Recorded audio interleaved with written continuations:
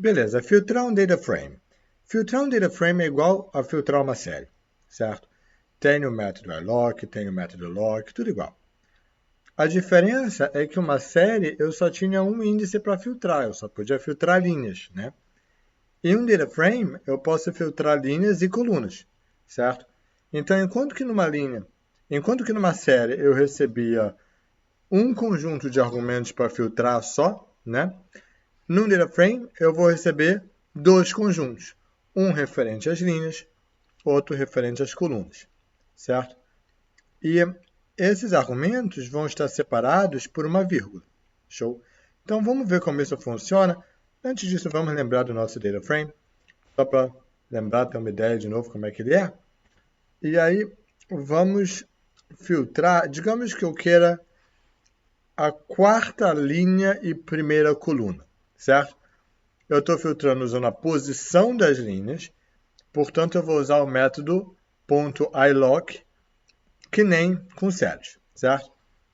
Se eu quero a quarta linha e a primeira coluna, posição da linha, portanto, mundo.iLock, quarta linha é a linha correspondente ao número 3, porque começa a contar do zero, então 0, 1, 2, 3 é a quarta linha.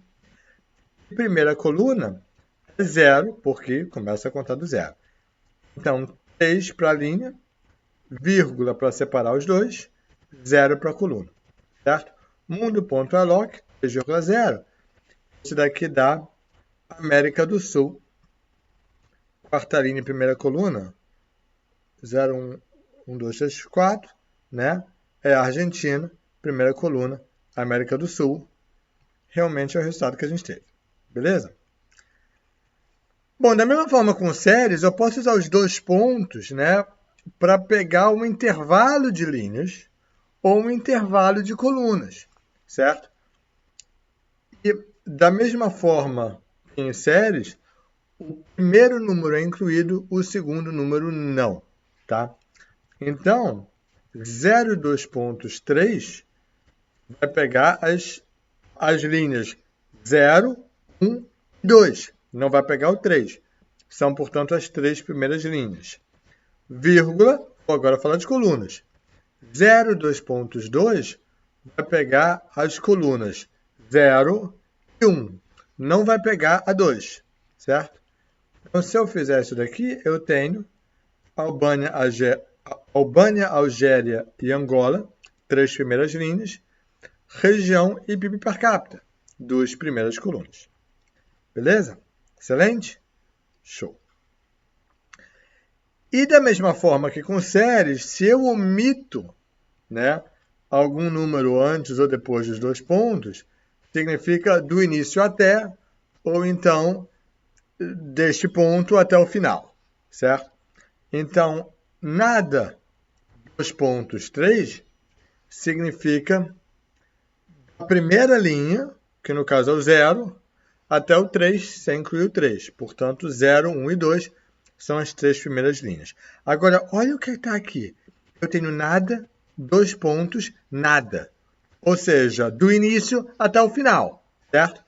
O que significa do início até o final? Do início até o final é tudo. Portanto, significa me pega todas as colunas. Legal? As três primeiras linhas e todas as colunas. E é isso que ele vai me fazer. Ele me pegou as três primeiras linhas e todas as colunas, região, PIB per capita e democracia. Excelente? Então, isso é uma forma de filtrar usando o número de linhas, certo? A gente também pode filtrar usando índices. É outra forma de filtrar. E aqui, de novo, que nem em série, a gente usa o método .lock. Legal? E, novamente, a vírgula separa o que é linha do que é coluna. Então, se eu digo mundo.lock, Brasil, vírgula, região, Brasil é um índice de linha. Cada país é uma linha. Eu estou dizendo, vai na linha correspondente ao Brasil. Região é uma coluna, é um índice correspondente a uma coluna. Eu estou dizendo para ele, vai na linha correspondente ao Brasil e me pega a coluna região, certo? Ele me dá aqui a América do Sul. De fato, o Brasil fica na América do Sul. Excelente. De novo, da mesma forma com séries, eu posso pegar um intervalo e dizer o seguinte, olha, me pega as linhas do Brasil até o Chile, me pega as colunas da região até o PIB per capita. Mas repare que nesse caso, em que eu estou usando o ponto lock, ele me inclui o Chile e me inclui o PIB per capita, certo? Ele me inclui o segundo, né? Da mesma forma como acontecia em séries, é exatamente o mesmo comportamento. A única diferença em relação a séries é que séries eu só tinha, né, um índice referente à linha. E agora eu continuo, eu boto uma vírgula e mais um conjunto de índices referentes à coluna. Excelente? Show! Vamos agora para a terceira forma de filtrar um data frame, que é filtrar usando uma condição, e isso daí, novamente, a gente faz usando o método .lock. Suponha que eu queira filtrar os países com PIB per capita acima de 40 mil. Como é que eu posso fazer isso? Né? Eu vou botar mundo.lock, e aí, entre colchetes, eu vou botar a minha condição. A questão é que essa minha condição envolve uma coluna, né? Envolve uma coluna desse data frame. Então, para pegar essa coluna, eu vou fazer mundo, colchetes, PIB per capita. Beleza? Eu poderia usar mundo.lock PIB per capita, né? 2 pontos, vírgula, PIB per capita. Poderia. Essa é uma anotação mais curta, que a gente ainda não falou, mas vai falar já já. Tá? Entenda o que está sendo feito aqui nessa linha. Mundo.lock, entre colchetes, eu passo para ele uma condição. Vai no mundo e pega a coluna PIB per capita, certo? Pega quem tiver essa coluna maior do que 4.000. Excelente?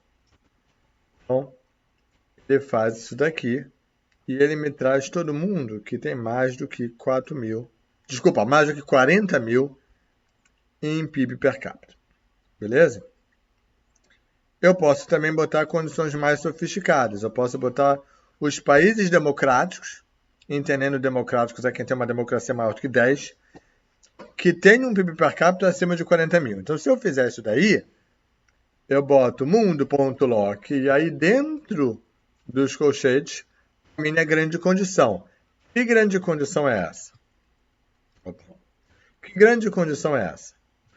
Mundo PIB per capita, ou seja, pega a coluna PIB per capita desse data frame mundo e vê quem é maior do que 4.000. E vai na coluna democracia do mundo também, desse data frame mundo, e vê quem é maior do que 10. Quem for maior do que 40.000, estou falando 4.000 o tempo todo, né? Desculpa. Quem for maior do que 40.000 no PIB per capita e for maior do que 10 na democracia, esses aí você me seleciona.